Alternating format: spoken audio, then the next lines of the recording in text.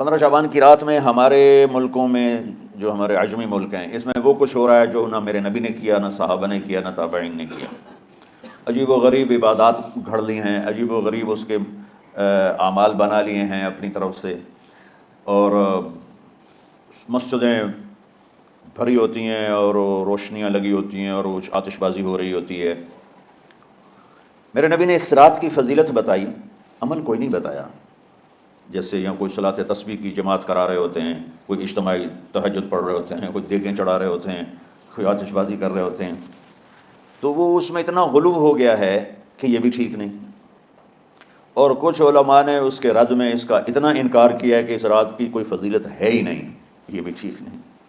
اس بیچ کا راستہ، اس رات کی فضیلت میں جتنی احادیث ہیں وہ ضعیف ہیں، لیکن اتنی کثرت سے ہیں کہ ان سب کا مل کر جمع ہو کر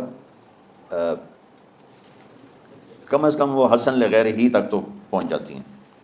اور ابن عثیمین رحمۃ اللہ علیہ نے بھی یہ لکھا ہے کہ زیادہ سے زیادہ ان احادیث کے مجموعے سے، چونکہ اگرچہ ضعیف ہیں لیکن کافی زیادہ ہیں، تو وہ حسن لغیر ہی تک پہنچ جاتی ہیں۔ تو حسن لغیر ہی سے کوئی عمل ثابت نہیں ہوتا، عمل ثابت ہوتا ہے صحیح حدیث کے سے۔ ایک احادیث کی کثرت سے روایات، اور ایک امت کا عمل، کہ امت کا بہت بڑا طبقہ صدیوں سے اس رات کا اہتمام کر رہا ہے۔ لیکن کچھ عرصہ پہلے تک اہتمام تھا دن میں روزہ رکھنا، رات کو کوئی نوافل پڑھ لینا، کوئی 2 4 زیادہ پڑھ لینا، لیکن اب یہ ڈھول تماشے جو اب شروع ہوا ہے اس کا تو کوئی وجود ہی کوئی نہیں ہے۔ تو اس رات کو اللہ تعالیٰ نے مبارک بنایا، اور حدیث پاک میں آتا ہے کہ اللہ تعالیٰ اس رات میں ساری دنیا کے لوگوں کی بخشش فرماتا ہے سوائے 5 آدمیوں کے، 5 کے سوا سب اہل ایمان کی بخشش ہو جاتی ہے۔ مشرک، المشرک، پہلا مشرک، دوسرا مشاحن، مشاحن کیسے کہتے ہیں؟ دل میں بغض رکھنے والا، کینہ رکھنے والا۔ تیسرا مسبل ازارہ، اپنے پاجامے شلوار چادر کو ٹخنوں سے نیچے تک لے جانے والا، لیکن ایک شرط کے ساتھ کہ وہ تکبر کی وجہ سے ہو، سستی کی وجہ سے ہے، غفلت کی وجہ سے ہے۔ چونکہ جب آپ نے ایک مرتبہ اس کے بارے میں بات کی تو حضرت ابوبکر صدیق نے کہا یا رسول اللہ، میری چادر، عرب چادر باندھتے تھے جیسے ہمارے پنجاب کا لباس چادر تھا، اب وہ کم ہو گیا ہے، ہماری تو بزرگ عورتیں بھی اور مرد بھی سب چادر باندھتے تھے، شلوار تو کسی کو پتہ ہی نہیں ہوتا تھا ہمارے بچپن میں۔ یہ تو پھر آہستہ آہستہ جب تعلیم آئی تو شلوار دیہاتوں میں بھی اور شہروں میں عام ہو گئی۔ تو اگر وہ اس لیے لٹکا رہا ہے کہ طبیعت میں تکبر ہے، پھر اس وعید کا وہ حقدار ہے۔ اگر ویسے اس کی نیچے جا رہی ہے تو میرا مالک ایسا، وہ تو ہے ہی رحیم و کریم، ہے ہی رحیم و کریم، ہے ہی رحیم و کریم، صرف شلوار نیچے لٹکانے سے وہ اتنی شدید سزا دے، اگر اس کے پیچھے تکبر ہے پھر ہے۔ یہ تکبر نہیں ہے تو انشاءاللہ وہ اس سے محفوظ ہوگا۔ تو اپنی چادر کو لٹکانے والا، لیکن بشرط تکبر۔ کتنے ہو گئے؟ عاق لوالدیہ، ماں باپ کا نافرمان، نافرمان ایسا کہ دکھ دینے والا۔ چھوٹی موٹی اونچ نیچ تو ہر بچے سے ہو جاتی ہے، نہیں، جن نے والدین کو ٹکڑے ٹکڑے کر دیا ہو اور ان کو دکھ دے دے دے دے کے ان کا سینہ چیر دیا ہو، چونکہ آپ کہتے ہیں پرزے پرزے کرنا کسی چیز کو، تو اپنے دکھ دے کر اپنی بدتمیزی کے ساتھ اس نے ماں باپ کا دل زخمی کر دیا ہو، ایک یہ نہیں معاف ہوتا۔ 5واں مدمن خمر، مسلسل شراب پینے والا، مستقل جو شراب کا عادی ہو۔ ان 5 کو مؤخر کر دیا جاتا ہے۔ معافی نہیں ہونے کا مطلب یہ نہیں کہ اللہ تعالیٰ کبھی معاف نہیں کرے گا، معافی نہ ہونے کا مطلب یہ ہے کہ یہ 5 ایسے گناہ ہیں کہ اس کی وجہ سے بخشش رک جاتی ہے۔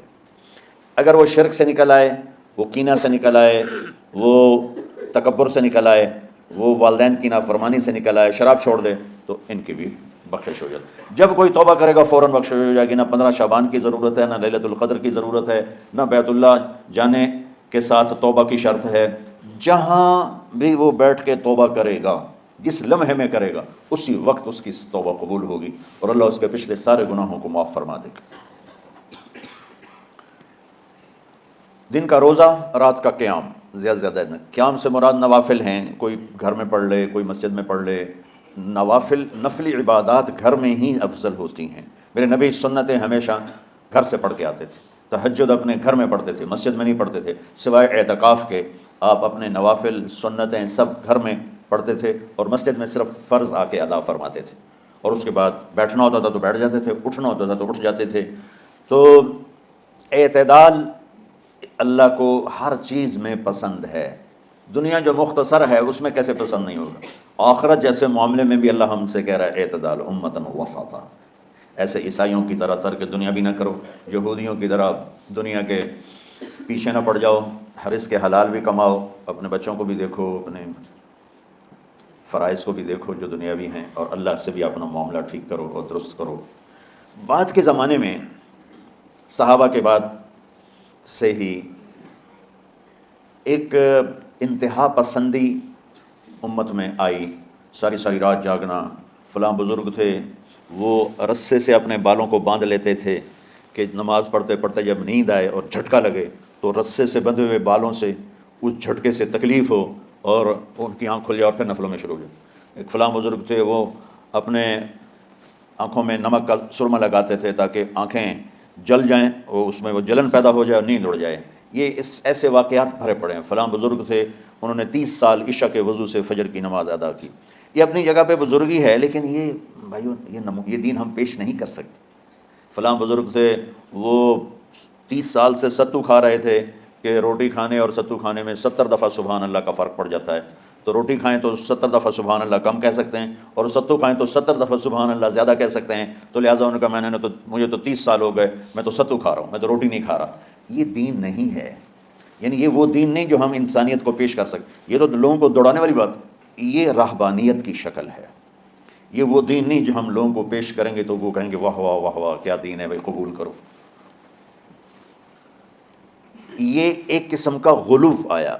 میں ایک حدیث سناتا ہوں، بخاری شریف میں بھی ہے، مجھے اب ہر شے بھول گئی، لیکن وہ ہے نہی الغلو، اس طرح کر کے آپ لوگ زیادہ جانتے ہوں گے جو پڑھ رہے ہیں کہ غلو سے نہیں۔ حدیث آپ کو سب کو یاد ہوگی کہ 3 صحابہ آئے اللہ کے نبی کے گھر اور پوچھا کہ اللہ کے نبی رات کیسے گزارتے ہیں؟ تو گھر والوں نے کہا سوتے بھی ہیں، جاگتے بھی ہیں، کھاتے بھی ہیں۔ تو وہ تینوں آپس میں کہنے لگے وہ تو نبی ہیں، سوئیں بھی تو کوئی بات نہیں، اور شادی ہے کوئی بات نہیں، ہم تو نبی نہیں، ہمیں تو کچھ کرنا چاہیے۔ ایک نے کہا کہ میں ساری زندگی روزہ نہیں چھوڑوں گا، ایک نے کہا کہ میں ساری زندگی سوؤں گا نہیں، ایک نے کہا میں ساری زندگی شادی نہیں کروں گا۔ تو دیکھنے میں تو واہ واہ کیا بڑی بزرگی ہے بھائی، بڑے بزرگ ہیں۔ ہمارے نبی کو پتہ چلا آپ نے تینوں کو بلا لیا، کہا تم مجھ سے زیادہ اللہ سے ڈرنے والے ہو، میں تم سے انا اتقاکم یا اخشاکم، الفاظ آپ لوگوں کو زیادہ یاد ہوں گے لیکن مفہوم میں صحیح پیش کر رہا ہوں۔ آپ نے کہا میں تم سے زیادہ اللہ کو جانتا ہوں، تم سے زیادہ اللہ سے ڈرتا ہوں، میں سوتا بھی ہوں، میں کھاتا بھی ہوں، میں روزے بھی رکھتا ہوں، میں چھوڑ بھی دیتا ہوں، میری بیویاں بھی ہیں، میں اپنی بیویوں کے پاس بھی جاتا ہوں۔ تم دین میں غلو سے بچو، پہلے امتوں کو ہلاک کر دیا دین میں غلو۔ دنیا میں غلو یعنی انتہا پسندی، ایکسٹریمسٹ ہونا، دنیا ہو یا دین ہو، دونوں میں اعتدال بچو، اللہ تعالیٰ کو پسند ہے۔